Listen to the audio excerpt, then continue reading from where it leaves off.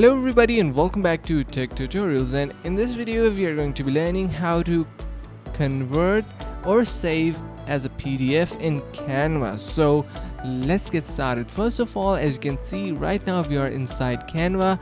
Now before starting, let me mention that I'm using Canva Pro version because I use Canva occasionally, so I decided to buy a subscription for it, and also I am a graphic designer as well, so I'm using Canva Pro. So if you cannot find any specific feature, make sure to upgrade to Canva Pro before you move any further. So with that being said, let's just dive into the video and see how to save as a PDF in Canva. So first of all, what you need to do is simply choose any project. So let's say you were working on this particular letter and you just added few elements and designs, and once you did, you can see we have this option on the top right side of your screen to share.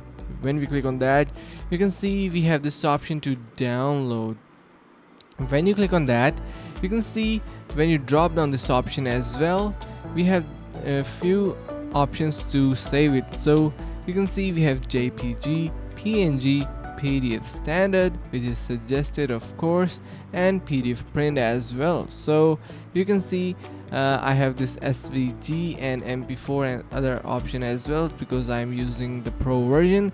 But you can see we have this PDF standard, and you're simply going to be clicking on that, and you can see PDF standard is now adjusted.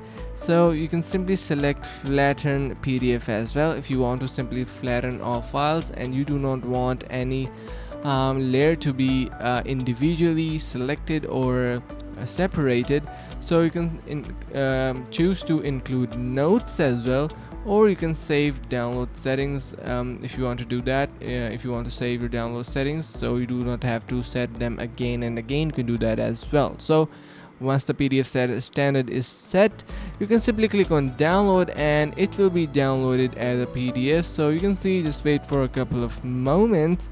The download is being started, and you can see the PDF file is already downloaded. So when we open that, it will probably be opened in browser, as you can see, as a PDF file. So yeah, I really hope you understood the concept and found this video helpful. If you did so, make sure to subscribe to the channel, like the video and share with your friends. So thank you for watching and see you in the next video.